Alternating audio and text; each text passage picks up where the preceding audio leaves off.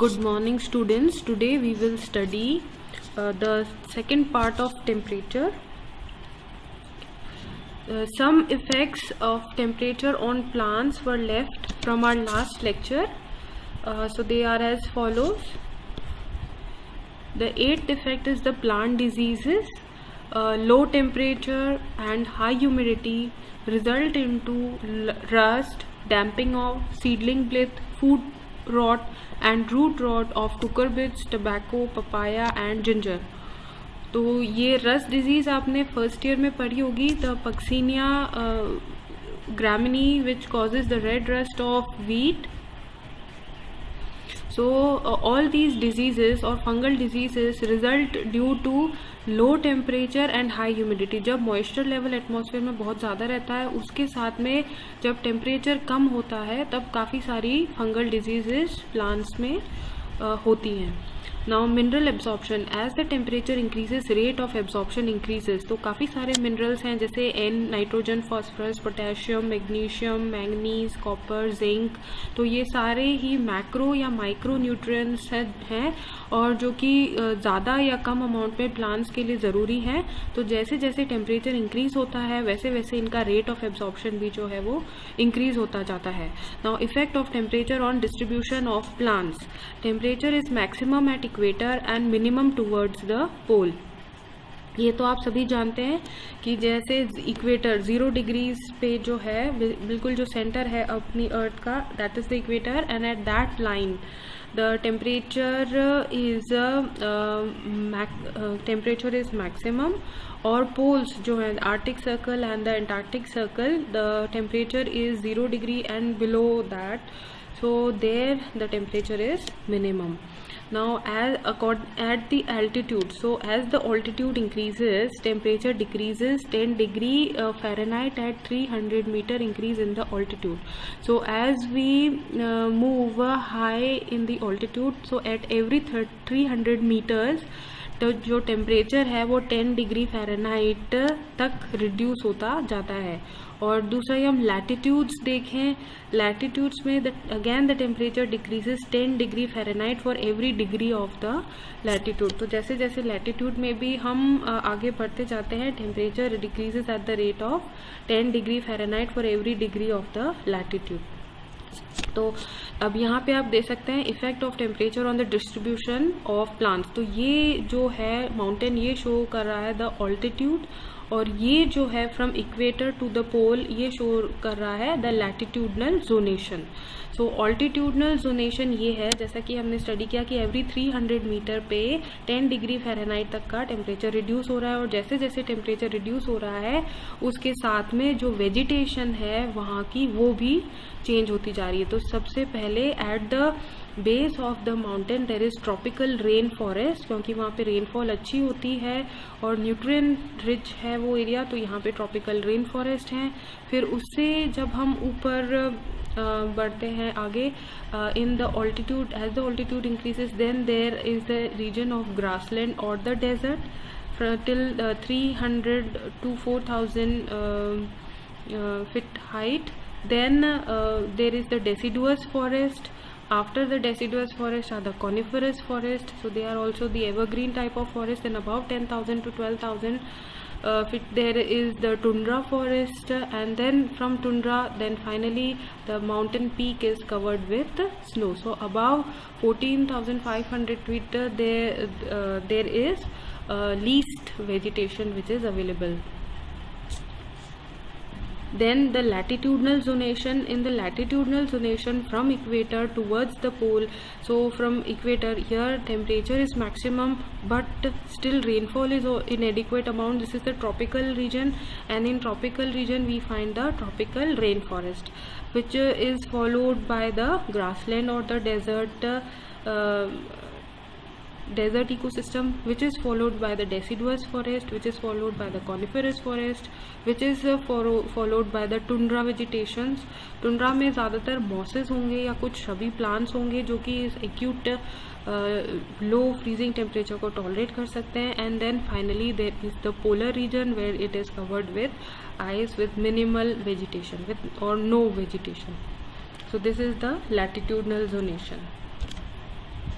Now, effect of temperature on the distribution of plants. This is the third aspect of it. So here there is the biome distribution according to the temperature. So here you can see from hot to cold. So this is the temperature regime.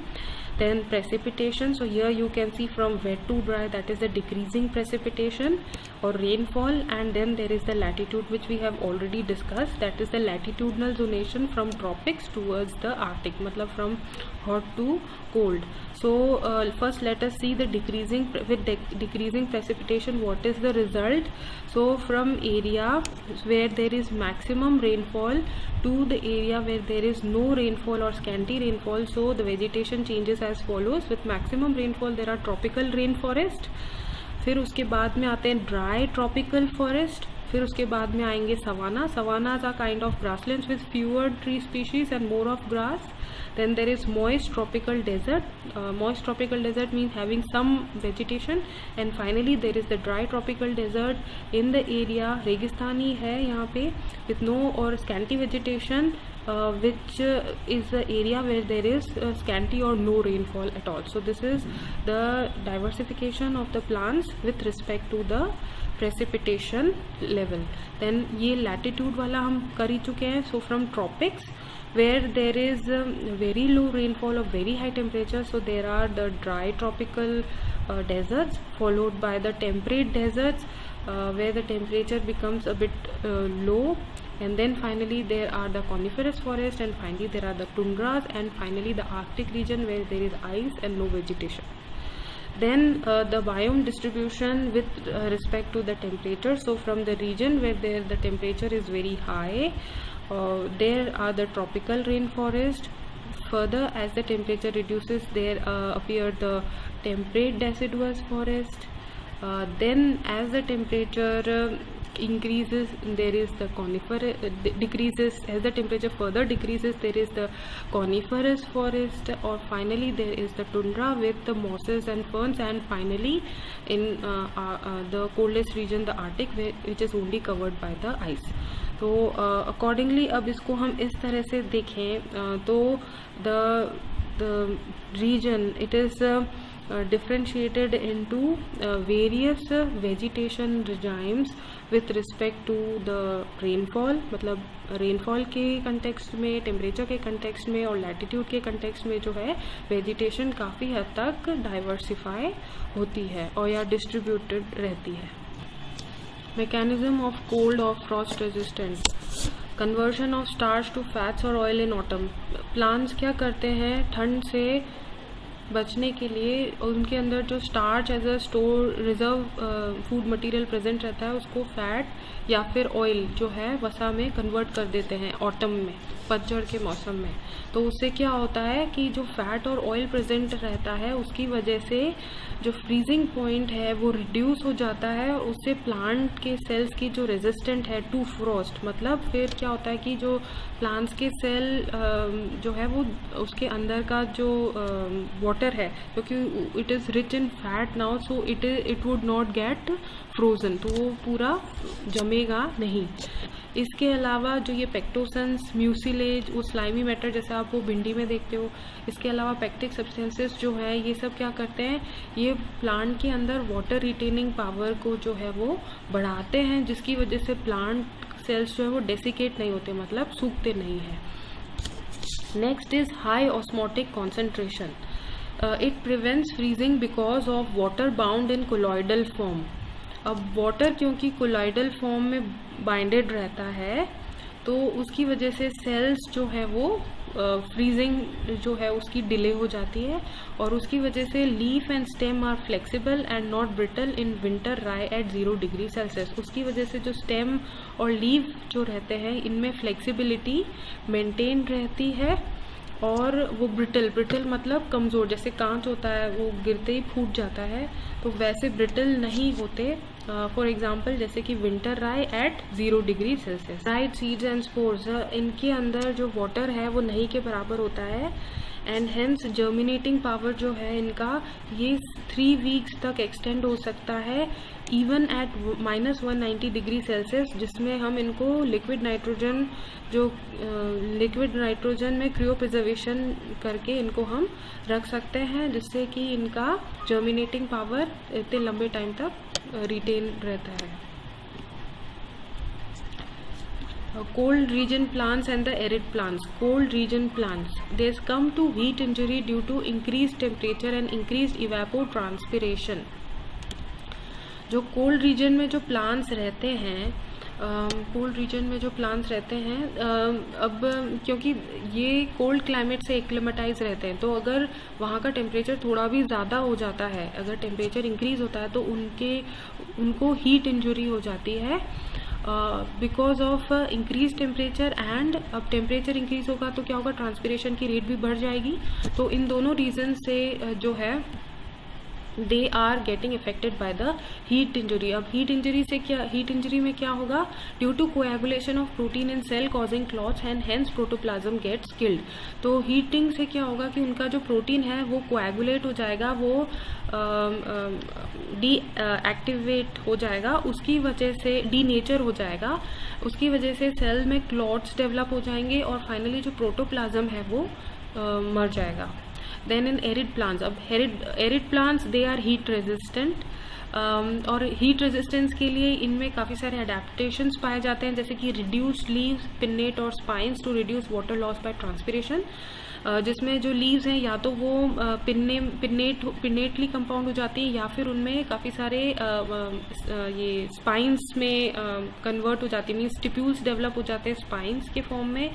And hence the water is reduced by the process of transpiration, क्योंकि ये arid plants जो है काफ़ी गर्म area में रहते हैं जहाँ पे rate of transpiration is very high. उसके अलावा उस ट्रांसपिरेशन को प्रिवेंट करने के लिए they have a vaccine coating, जिसकी वजह से लाइट रिफ्लेक्टिविटी जो है वो इंक्रीज हो जाती है and not much is absorb by the plant surface. Reduces water in the seeds and the propagules. अब सीड्स में तो वैसे भी पानी कम ही होता है, पर in desert plants they have further reduced water in the seeds as well as the propagules. Propagules मतलब some other modes of reproduction except for the seeds, जैसे कि buds या bulbils. Then leaves are thick, hairy and cuticle is present. तो leaves thick जैसे कि आप aloe vera में देखते हैं, कुछ कैक्टस में देखते हैं, उसके अलावा the leaves are hairy and cuticle is present. So a very thick cuticle is present जो कि further transpiration की process को prevent करता है. Then increased sugar content of the cell sap increases the water retaining capability. और जो अगर हम उसके सेल का शुगर कंटेंट देखें सेल सैप का, तो वो काफ़ी ज़्यादा होता है, जिसकी वजह से क्या होता है कि ऑस्मोटिक कॉन्सेंट्रेशन मेंटेन रहता है और सेल्स के अंदर जो वाटर है वो काफ़ी हद तक रिटेन रहता है। नाउ थर्मल स्ट्रैटिफिकेशन इन वाटर बॉडीज। अब पानी के अंदर जो है वेरियस स्ट्राटास या लेयर्स होते हैं with respect to the temperature variation. So temperature changes with depth and time. Temperature जो है वो डेप्थ और टाइम के अकॉर्डिंग चेंज होता रहता है। Temperature of water body varies daily and seasonally. और टेम्परेचर की और वाटर का जो टेम्परेचर है वाटर बॉडी का वो रोज चेंज होता है, क्योंकि आप देख सकते हैं मॉर्निंग में it would be cold, then in afternoon it would be high और रात को फिर से इट वुड बी लो। और सीजनली भी जैसे समर्स में ज़्यादा होगा, विंटर्स में कम होगा, स्प्रिंग में मॉडरेट होगा। Then mark difference in the temperature between water of upper and the lower layer is called thermal stratification. अब थर्मल स्ट्रैटिफिकेशन क्या है? The difference in the temperature between water of upper and lower layer. Temperature fluctuates from 1 to 6 degrees Celsius between 1 to 3 p.m. due to heating from sun rays by conduction. In tropical water bodies, thermal stratification is seen throughout the year. जो tropical water bodies रहती हैं उनमें thermal stratification मतलब जो ये thermal layers हैं वो पूरे साल भर दिखाई देते हैं। But in temperate water bodies thermal stratification is seen only in the summer season. लेकिन टेम्परेट वाटर बॉडीज में जो ये स्ट्रैटिफिकेशंस हैं, मतलब जो लेवल्स हैं या लेयर्स हैं वाटर के with respect to the temperature, they are seen only in the summer season. अब ये आप डायग्राम में देख सकते हैं कि these are the 3 main distinct thermal stratifications in water bodies. Now basically distinctly 3 layer होते हैं, एपिलिम्नियन, मेटालिम्नियन एंड द हाइपोलिम्नियन। ठीक है, सबसे ऊपर वाला लेयर जो होता है it is termed as the epilimnion, और ये सबसे ज्यादा गर्म होता है, ऑक्सीजनेटेड होता है और इसकी डेंसिटी काफी कम होती है, it is less dense water. So ये जो स्ट्रैटिफिकेशन लेयर है with 4 layers, that is epilimnion, metalimnion, thermocline and hypolimnion, it is of a tropical water body। दूसरा जो है it is metalimnion। metalimnion is a transitional zone between epilimnion and the हाइपोलिम्नियन। मेटालिम्नियन जो yellow वाला layer आप देख सकते हैं, दिस इज द मेटालिम्नियन, और ये सिर्फ एक ट्रांजिशनल जोन है between epilimnion and hypolimnion. Now the third layer is the thermocline, this is the zone of rapid temperature change in metalimnion। अब ये metalimnion का ही पार्ट है and it is the this green one you can see, ये this is a zone of rapid temperature change। अब now the third main one is the hypolimnion। hypolimnion is a cold layer with reduced oxygen and reduced density, तो यहाँ पे oxygen भी कम है और density भी कम है। ठीक है, so these are the 3 main layers of water thermal stratification in a tropical water body. और इसमें आप देख सकते हैं टेम्परेचर वेरिएशन कैसा है। तो एपिलिम्नियन का 30 डिग्रीज है, मेटालिम्नियन में आते आते it is like from 20 to 10 it is varying, and then hypolimnion it is constant, so it's around 4 degrees in the hypolimnion. तो हाइपोलिम्नियन कंपैरेटिवली कूलर लेयर रहता है। अब ये विंटर्स का है। विंटर्स में इन अ टेम्परेट रीजन क्या होगा, there is an ice cover. So epilimnion का जो रीजन है वो बहुत छोटा सा हो जाता है as it is covered by the ice, and then metalimnion और थर्मोक्लाइन जैसा कुछ भी नहीं रहता, and the second layer which is present is the hypolimnion. Now this is the annual stratification cycle in the temperate water bodies। तो ये 4 seasons हैं, summer, fall मतलब autumn, then winter and the spring. तो इन चारों seasons में जो ये लेयर्स हमने थर्मल स्ट्रैटिफिकेशन के स्टडी किए हैं वो किस तरह से वेरी करते हैं इन अ टेम्परेट वाटर बॉडी। टेम्परेट मतलब टेम्परेट रीजन जहाँ पे टेम्परेचर वैसे भी कम रहता है, तो वहाँ वो किस तरह से वेरी करता है। तो समर्स में there are 3 distinct regions, epilimnion, thermocline and the hypolimnion।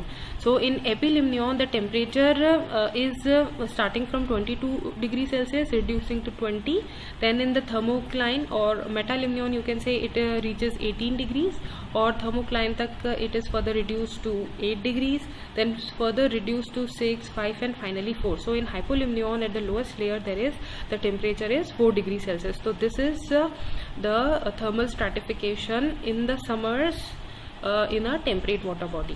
Now then after summers there is the fall, autumn मतलब पतझड़। पतझड़ के टाइम में there is no temperature variation, so it is also termed as an overturn। So यहाँ पे temperature from epilimnion to the hypolimnion is the same, that is 4 degrees Celsius। पूरा एक straight line आएगा। So this is only 4 degrees Celsius। Now in winters upper layer is covered with ice, it is the temperature here is 0 degrees। From 0 the epilimnion has a temperature of 2 degrees and finally the hypolimnion has a temperature again of 4 degrees। तो winters में भी ज़्यादा there is not much variation, 0 degrees ice the upper layer and then epilimnion 2 degrees and finally hypolimnion 4 degrees। And then finally in the spring season you can see there is again an overturn। so यहाँ पे ये बिल्कुल fall जैसा ही है। so from epilimnion to the hypolimnion temperature is constant, that is 4 degrees Celsius। और again summers में जो water body का temperature है there is only stratification you can see very clearly which is only present in the summer season, और इनमें किसी तरह का कोई stratification नहीं है क्योंकि यहाँ पे in the fall and spring there is temperature is maintained at 4 degrees Celsius from top to bottom, from epilimnion to hypolimnion, and in winters also it is almost constant, 2 to 4, ज़्यादा difference नहीं है। So now let us study in detail। So in winter stratification 0 degrees Celsius there is ice at the surface and 4 degrees Celsius at the hypolimnion। So you can very clearly see ice and then 0 degree at hypolimnion। Then spring overturn, surface temperature increases to 4 degrees Celsius which is equal to even till the hypolimnion. Even a small wind can cause a partial or complete vertical mixing and circulation and hence called overturn. इसीलिए इसको overturn कहा जाता है. So आप देख सकते हैं थोड़ी सी भी हवा से ये mixing हो जाएगी, लेकिन temperature variation नहीं होगा क्योंकि ऊपर से नीचे तक there is only 4 degrees Celsius temperature. Then summer or direct thermal stratification. During late spring and early summer, surface temperature increases. Temperature varies from 20 to 22 degrees Celsius at the epilimnion, 10 to 20 degrees Celsius at the thermocline and 4 degrees Celsius at the hypolimnion. So इस तरह से ये 3 तरह का stratification है. From 22 to 18, then 18 to 8, and finally in hypolimnion you are having till 4. Then autumn or fall overturn. In late summer and autumn fall, surface temperature increases, but due to heat loss during late fall and early winter, temperature again decreases and becomes equivalent to the hypolimnion. So पूरा ऊपर से नीचे तक it is 4 degrees Celsius, which you can clearly see over here from 4 to 4. Okay. So this results in another overturn and the cycle begins again. Hence the complete temperate water cycle consists of 2 stratification periods, that is winter and summer, and 2 overturns, that is spring and fall. This does not occur in the tropical countries. तो ये जो phenomenon है overturn वाला and stratification वाला, it is only seen in temperate countries and not in tropical countries. Now this is the annual stratification cycle in temperate water bodies. So graphical representation of annual stratification cycle in temperate water bodies. Now you can see, अब यहाँ पे जो है हमने इनको diagrammatically represent कर दिया with respect to the thermal stratification. Here overturn, then here there is not much of a thermal stratification but still stratification, and then again an overturn. तो अब इसको हम graphically कैसे represent करेंगे? तो graphically जो है summer stratification में देखें तो कहाँ से temperature शुरू हुआ था? It was about 22 degree Celsius. So 22 degree Celsius से थोड़ा मेंटेन होके 22 से 20, देन 18, देन 10, 8, 6, देन 4, फिर हाइपोलिम्नियन में कम्प्लीटली इट इज 4. सो इस तरह से ग्राफिकली हम उसको इस तरह से रिप्रेजेंट करेंगे. देन फॉल ओवरटर्न, मतलब ऑटम पतझड़ में जो है टेम्परेचर पूरा कांस्टेंट था 4 डिग्रीज, तो ये पूरा एक स्ट्रेट लाइन के फॉर्म में रिप्रेजेंट होगा क्योंकि एपिलिम्नियन से hypolimnion temperature is constant 4 degree Celsius. Then winter stratification जो है that is starting from 0 degrees where there is ice at the surface, और फिर यहाँ से जो टेम्परेचर है थोड़ा बड़ा till 2 and then till 4. So completely from 0 to 2 to 4 till hypolimnion, this is the winter stratification graph. Then spring overturn again ऊपर से नीचे तक, that is from epilimnion to the hypolimnion the temperature is constant. So again here you will get a straight line graph. So this is the graphical representation of the annual stratification cycle in temperate water bodies. So this is all for today's lecture. Thank you.